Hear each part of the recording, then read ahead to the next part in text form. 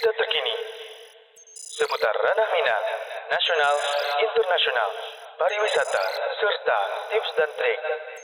Kabar Surau, santun mendidik mencerahkan. Santun mendidik mencerahkan. Bismillahirrahmanirrahim. Assalamualaikum warahmatullahi wabarakatuh. Alhamdulillahi rabbil alamin, hamdan katsiran tayyiban mubarakan fih kama yuhibbu rabbuna wa yarda. Asyhadu an la ilaha illallah wahdahu la syarikalah wa asyhadu anna Muhammadan abduhu wa rasuluh sallallahu alaihi wasallam la nabiyya ba'dah amma ba'du. Kembali hadir program Kabar Surau di hadapan pemirsa, menyajikan berita dengan santun, mendidik dan mencerahkan. Bersama saya Habibur Rahman, insya Allah akan membacakan berita yang terjadi selama satu pekan ke belakang. Berita pertama dari Kota Padang. Tingkatkan pemahaman agama para dai mentawai, Yayasan Darul Iman dan Rumah Quran Rabbani melaksanakan pelatihan di Padang. Berikut informasinya. Demi memperkokoh keilmuan para dai untuk para mu'alaf di Kepulauan Mentawai, Yayasan Darul Iman Kota Padang dan Rumah Quran Rabbani mengadakan pelatihan dai mentawai di Kota Padang. Kegiatan ini telah dimulai sejak tanggal 17 Maret lalu. Direncanakan pelatihan dilaksanakan sampai tanggal 6 April 2021 mendatang. Dijelaskan Buya Muhammad Elfi Syam selaku Ketua Yayasan Darul Iman, kegiatan ini bertujuan untuk menambah pengetahuan dai yang terpilih dan telah memiliki jamaah di kampungnya. Pelatihan dai mentawai ini adalah diambil inisiatifnya adalah Yayasan Darul Iman, bagian dari dakwah dan konsentrasi kita berdakwah di Mentawai, ya, sebagaimana pemirsa sudah lihat melalui Surau TV.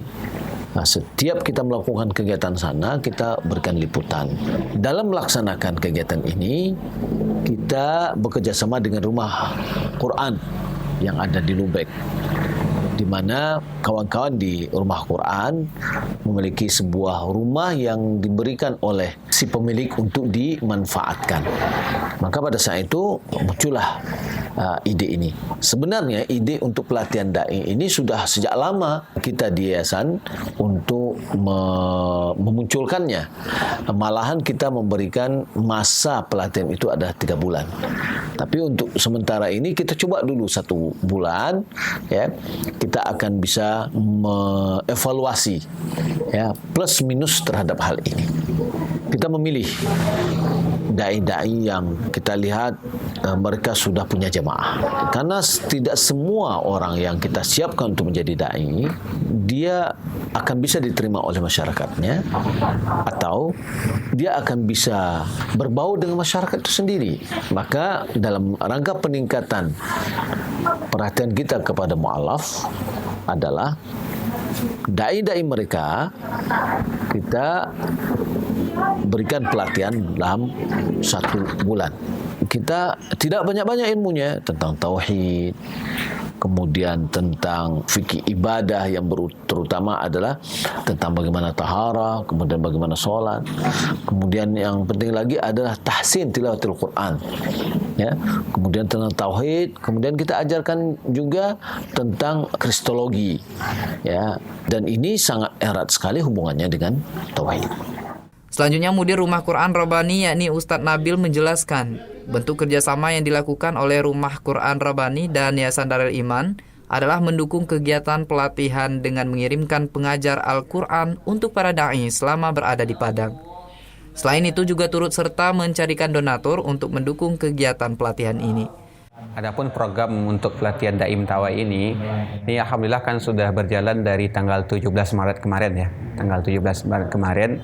Dan itu memang untuk masalah program kita bagi itu. Bagi dengan 4 sesi itu. Jadi dari ba'da subuh sampai jam-jam 8 atau setengah 9 itu para ustaz-ustaz di sini itu sholat subuh di Masjid Al-Hakim, kemudian nanti ada kajian tauhid dan kristologi sama Buya Elfi Syam. Nah, nanti dari Al-Hakim balik kemes ini, nanti jam 9 sampai jam 11 itu sama ana. Itu kita belajar fikih ya, fikih ibadah gitu. Dari mulai tata cara wudhu yang benar, kemudian tata cara salat yang benar gitu. Itu materinya yang sudah berjalan gitu. Nanti dari jam 11 sampai jam zuhur nanti, menjelang zuhur ya, itu nanti para dai ini kita kondisikan untuk belajar tahsin sama Ustaz Zainal gitu, belajar tahsin. Jadi waktu zuhur salat ke masjid, kemudian selesai zuhur makan siang, nanti sambung lagi tuh belajar tahsinnya sama Ustaz Zainal sampai nanti jam 3. Nanti malamnya dari ba'da Isya sampai jam-jam 9 ya, itu para dai ini dikondisikan menghafal Quran. Jadi kita punya target dalam program pelatihan Dai Mentawai ini bagaimana para ustaz-ustaz ini selama kurang lebih 1 bulan di sini mereka bisa hafal juz 30 dari surat Al-Zalzalah sampai surat An-Nas. Jadi surat-surat pendek saja. Nah, itu diantara gambaran umum ya kegiatan pelatihan Dai Mentawai kita pada tahun ini gitu. Alhamdulillah kalau antusias dari para peserta ini mereka semangat ya. Mereka semangat belajar tauhid dan kristologi sama Buya Elfisya, mereka semangat. Belajar fikihnya mereka semangat. Belum lagi belajar hafalan mereka juga semangat dan tahsinnya gitu kan. Karena memang pengakuan dari teman-teman kita para dai yang kita datangkan ke Padang ini memang ketika mereka berada di Mentawai, di daerah mereka masing-masing, itu mereka susah mendapat kajian. Bahkan mereka yang ngisi kajian di daerah mereka masing-masing gitu.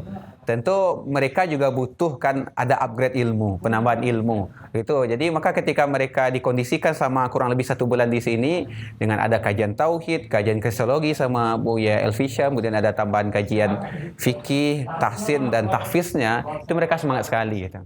Antusias peserta selama pelatihan dijelaskan Ustadz Nabil sangat bersemangat karena selama di kampung halamannya para dai susah mendapat pengajian guna menambah pengetahuan. Hal ini senada dengan yang diungkapkan salah seorang peserta, yakni Ustadz Bilal yang berasal dari desa Saibi, Kecamatan Siberut Tengah saat ditemui Kabasurau Rabu 31 Maret 2021. Dibekali para dai ini pertama akidah bersama Buya Elfisham nanti, kemudian yang kedua fikih sama Ustadz Nabil, yang ketiga adalah tahsin, tahu cara membaca Al-Quran dengan baik. Jadi harapan kita dari perwakilan jamaah kita, dan kita ada 10 orang di sini, harapan bisa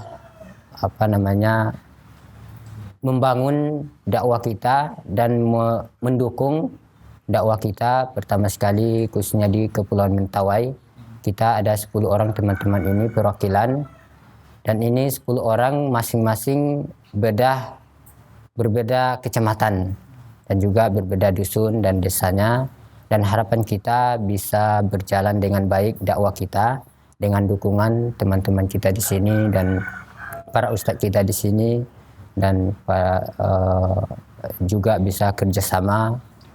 Ini yang kita harapkan supaya di Kepulauan Mentawai itu besoknya bisa mayoritas muslim insyaallah. Itu harapan kita. Seluruh biaya operasional para dai selama pelatihan di Padang ditanggung oleh pihak penyelenggara. Selain mendapat pelatihan, para dai juga diberikan buku pelajaran beserta alat tulis, kemudian makan 3 kali sehari, penginapan, uang saku dan ongkos.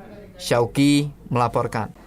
Alhamdulillah, semangat para dai untuk menambah ilmu agamanya sangat tinggi.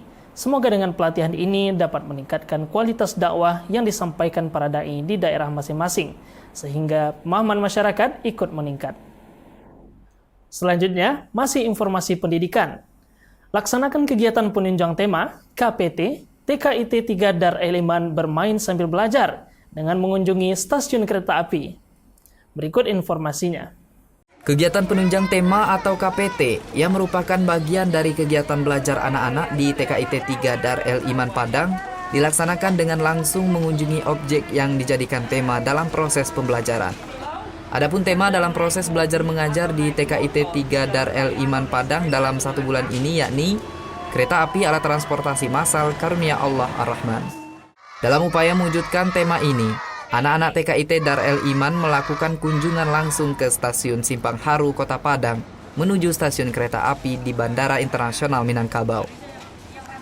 Agenda yang dimulai dari pukul 7.30 hingga 9.00 waktu Indonesia Barat ini dijelaskan oleh Ummu Fata selaku Kepala TKIT 3 Dar El Iman Padang bahwa kegiatan tersebut dilakukan dalam rangka memberikan edukasi dini kepada anak-anak agar tidak hanya sebatas mengetahui informasi mengenai alat transportasi sejenis kereta api. Namun lebih jauh anak-anak difasilitasi untuk mendapatkan pengalaman secara langsung dengan mengunjungi stasiun dan jalan-jalan dengan kereta api. Sebagaimana diungkapkan oleh Ummu Fata ketika ditemui oleh tim Kabasurau Kamis 1 April 2021.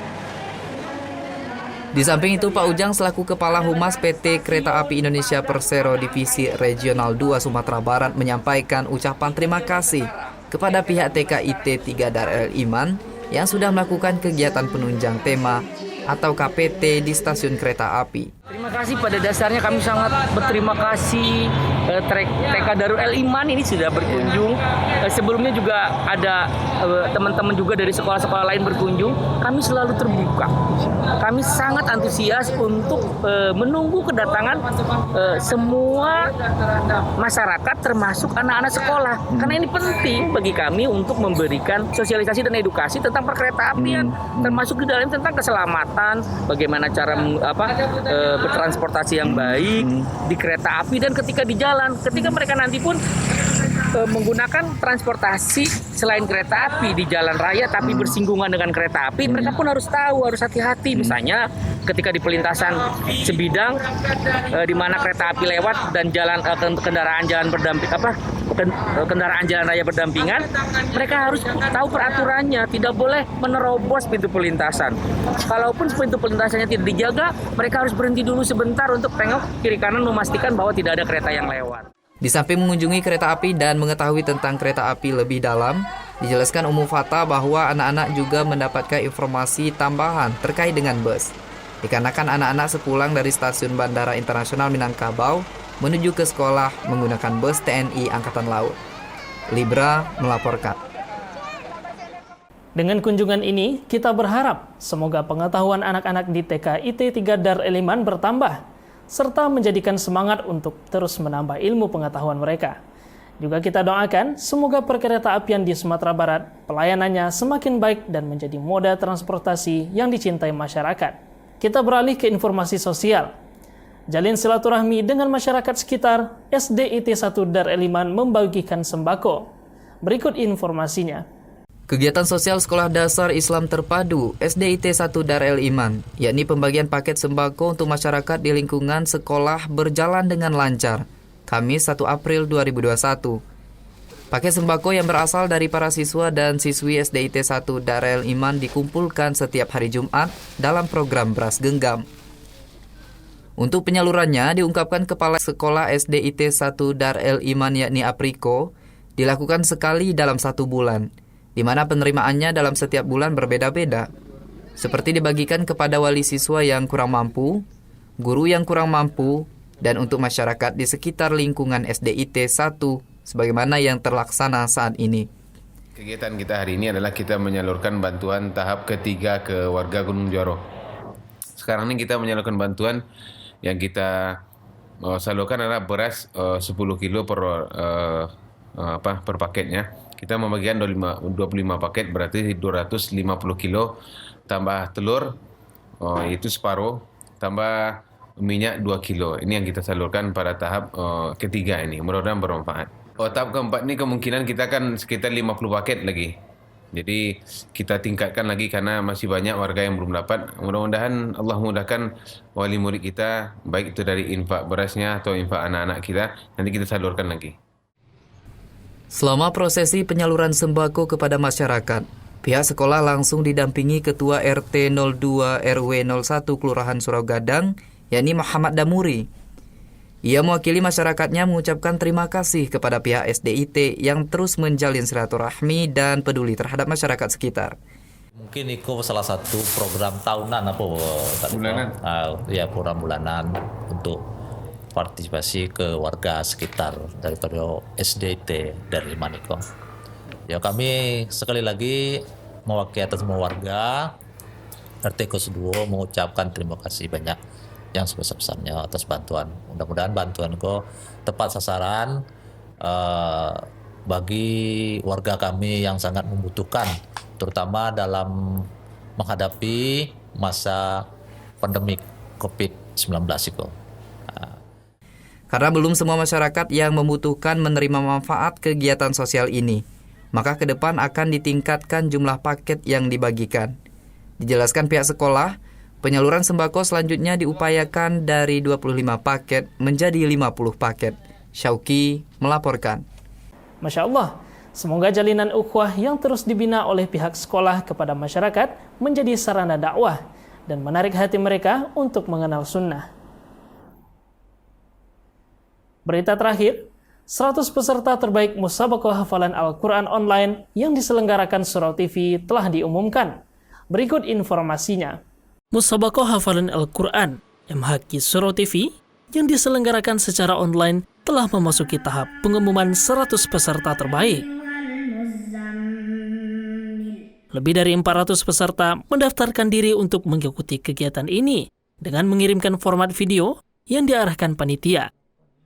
Hanya 396 peserta yang memenuhi syarat untuk diseleksi, sehingga didapati 100 peserta terbaik yang telah diumumkan Minggu 4 April 2021 untuk melanjutkan ke babak penyisian secara online yang disiarkan Surau TV secara langsung. Pada tahap awal, sebanyak 2 orang juri menyeleksi video 396 peserta, yakni Ustadz Dodi dan Ustadz Edwin, yang merupakan Ketua Lembaga Tahsin dan Tahfiz Al-Quran LT2Q Yayasan Dar El-Iman. Kriteria penilaian yang kita tetapkan untuk memilih 100 peserta terbaik yang nanti akan disaring lagi. Yang jelas kita tentunya mengambil pertama dari sisi tajwid. Ya, maka peserta yang dinyatakan lolos untuk 100 besar itu adalah yang menurut kita sudah membaca Al-Quran dengan baik dan benar berdasarkan kaedah tajwid yang semestinya. Di samping itu juga nilai tambahannya adalah peserta yang juga bisa membaca Al-Quran dengan lantunan nada yang cukup baik, ya, atau dengan irama yang bagus. Nah, maka itulah nanti peserta-peserta yang akan muncul sebagai 100 peserta terbaik. Kemudian pesan kita juga kepada seluruh peserta, baik nanti yang menang ataupun yang belum ditakdirkan menang oleh Allah SWT, maka kita tetap bersemangat dalam mempelajari Al-Quran, menghafalkan Al-Quran. Jangan ketika tidak menang kita merasa kecewa, ya, tapi tetaplah bersemangat, karena sesungguhnya tujuan kita dalam belajar Al-Quran, menghafalkan Al-Quran bukanlah kemenangan dalam perlombaan-perlombaan dunia. Ini hanya sifatnya motivasi saja, agar kita yang ikut semakin bertambah semangat. Demikian juga mudah-mudahan bisa memotivasi orang lain untuk bersemangat di dalam menghafalkan Kitabullah Al-Quranul Karim. Direncanakan, seleksi babak selanjutnya akan disiarkan secara langsung di Surau TV pada hari Senin 5 April 2021 sampai dengan Jumat 9 April 2021 dengan menampilkan 20 peserta setiap harinya. Siaran langsung ini dimulai pada pukul 8 pagi hingga 12 siang. Pada pekan selanjutnya akan disiarkan siaran ulang 100 peserta terbaik tersebut pada jam yang sama. Panitia telah mempersiapkan hadiah untuk 5 orang terbaik, yakni terbaik 1 mendapatkan tabungan sebesar 5 juta rupiah, terbaik 2 3 juta rupiah, terbaik 3 2 juta rupiah, terbaik 4 750 ribu rupiah, dan terbaik 5 500 ribu rupiah. Selain itu, juga diberikan hadiah menarik lainnya, yakni piagam elektronik untuk 90 peserta tereliminasi, piagam peserta bingkainya untuk 10 peserta terbaik, merchandise untuk 10 peserta terbaik, trofi untuk 5 peserta terbaik, dan voucher pulsa untuk 100 peserta. Kegiatan ini membutuhkan dana sekitar 45 juta rupiah. Untuk itu, panitia mengajak kaum muslimin untuk ikut berpartisipasi dalam mensukseskan acara MHQ ini dalam bentuk donasi. Salurkan donasi kaum muslimin ke BNI Syariah 111-222-5455 atas nama Yayasan Dar El-Iman dengan menambahkan 55 pada 2 digit terakhir. Kemudian melakukan konfirmasi donasi ke nomor WhatsApp 0811 6685 455. Syaugi melaporkan. Selamat kita ucapkan kepada 100 peserta terbaik yang terpilih untuk melanjutkan ke babak penyisian MHQ Online Surau TV. Mari kita saksikan penampilan 100 peserta terbaik di Surau TV yang akan berlangsung pada hari Senin 5 April sampai dengan Jumat 9 April 2021. Sebanyak 20 peserta akan ditampilkan setiap harinya yang dimulai pada pukul 8 pagi sampai dengan 12 siang. Berita tadi menjadi penutup informasi program Kabar Surau kita pada edisi kali ini.